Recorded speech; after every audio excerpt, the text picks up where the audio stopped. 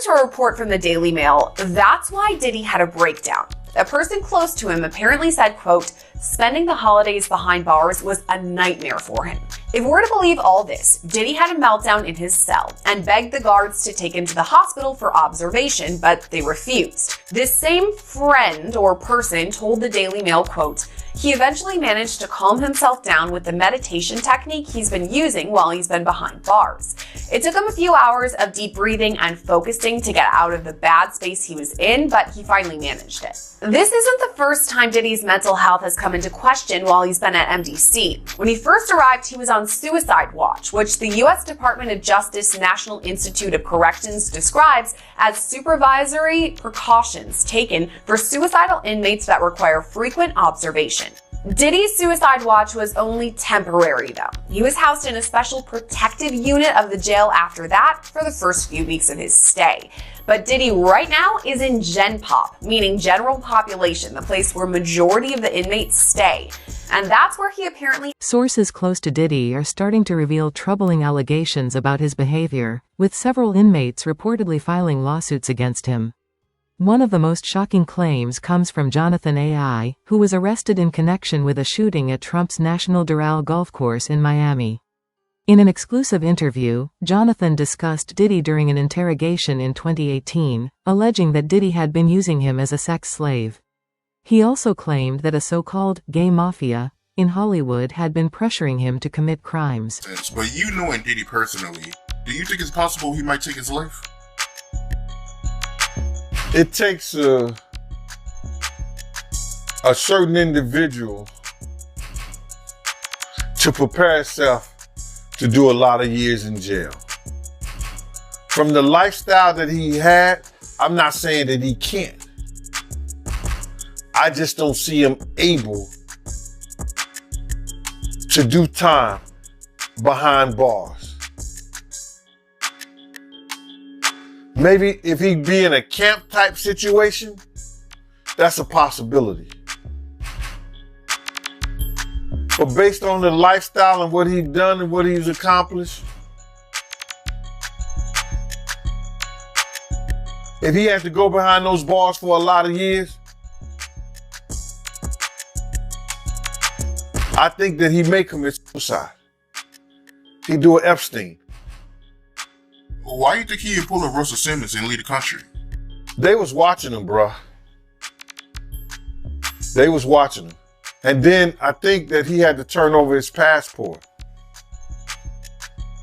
Even if you own your own private jet, they have a system up there whereas that they supposed to check your passport and anything that you need to fly as if you were flying commercial. Another inmate, Sella Smith, has filed a lawsuit against Diddy, claiming he was wrongfully accused of a sexual assault. Although Smith won a $100 million lawsuit, Diddy's legal team is currently appealing the decision. Smith alleges that in 1997, while working as a bartender at a Holiday Inn in Detroit, Diddy assaulted him. He also claims that Diddy recorded the incident and showed it to Jennifer Lopez, who, despite knowing what had occurred, failed to report it or offer assistance. Back to Cardella Smith's filing.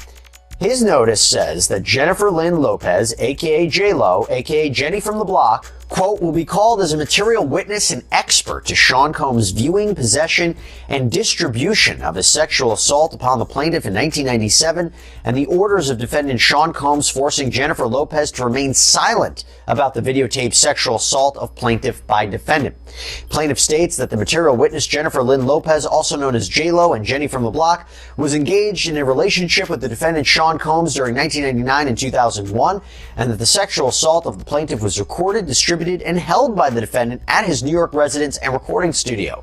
And during the relationship with Jennifer Lopez, she was made privy to this video that was taken by Sean Combs and his employee Kirk Burrows. She, J-Lo, has known this video existed and was in existence and took no action to make it known to anyone in law enforcement, and that she was even questioned by New York Police Detective Derek Palmer about this matter, and that the report will show that her answers to this tape was and still remains a resounding yes to its existence.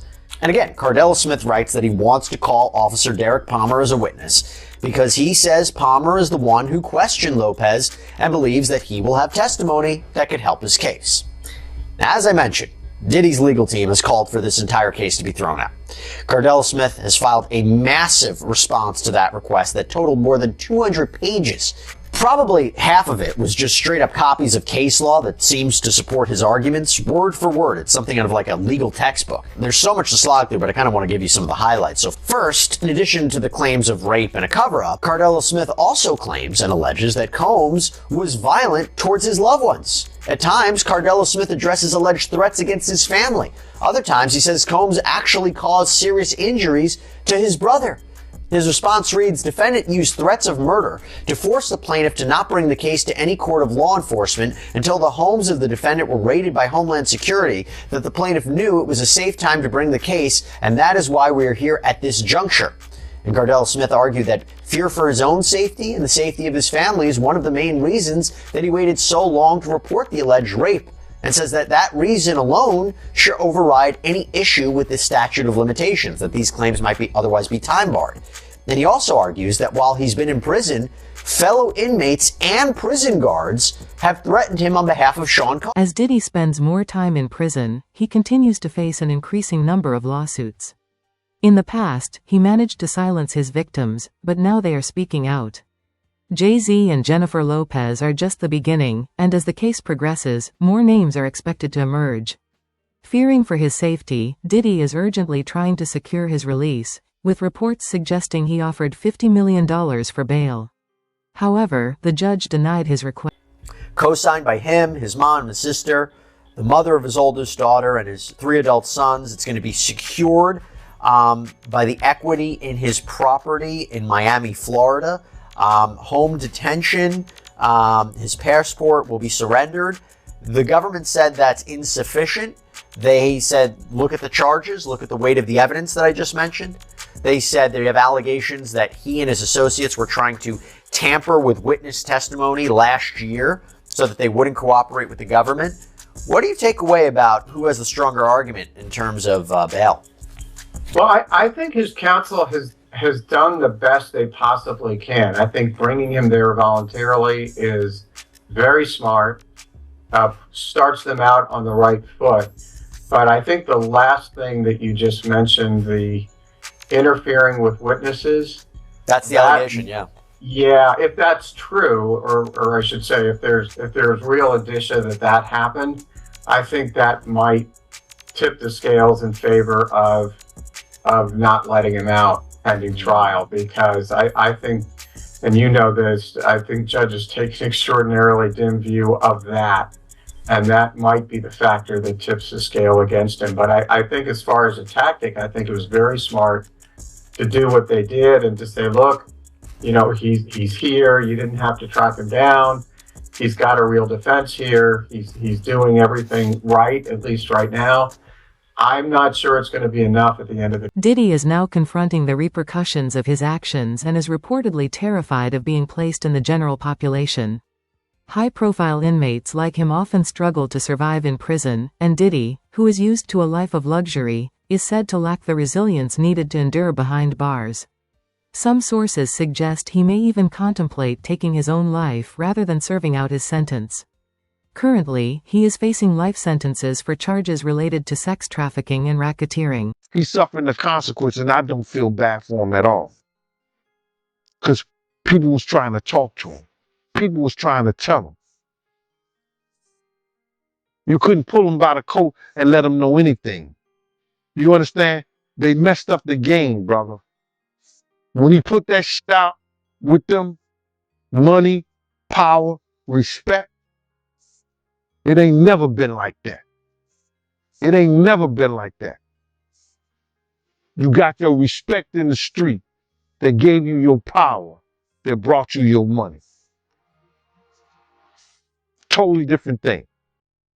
He let that money, power, and respect go to his head, but he had it ass backwards.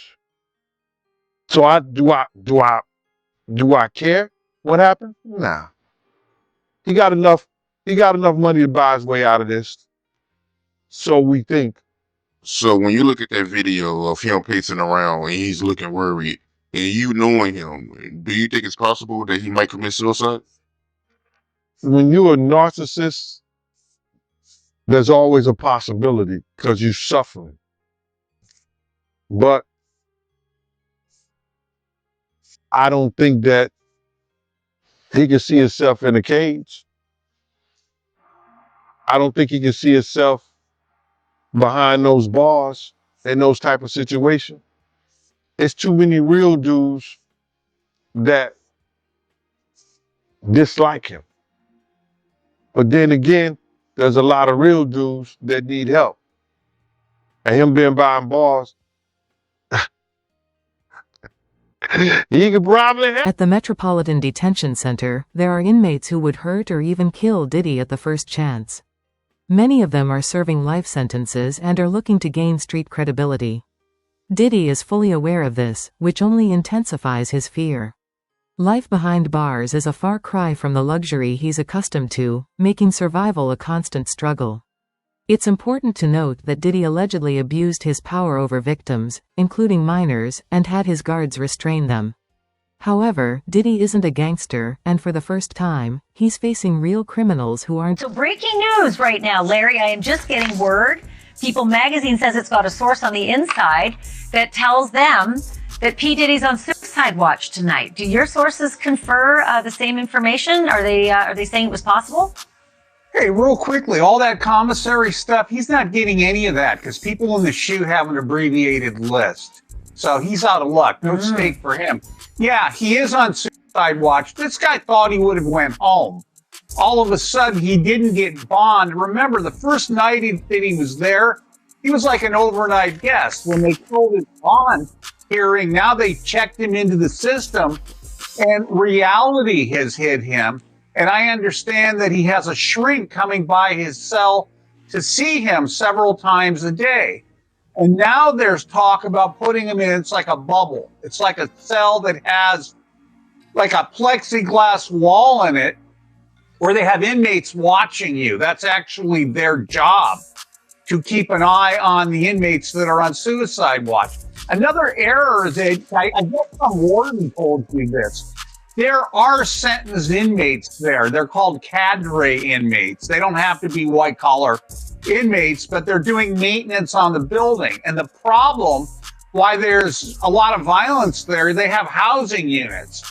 And they're mixing bank robbers, drug dealers, rapists with white collar people.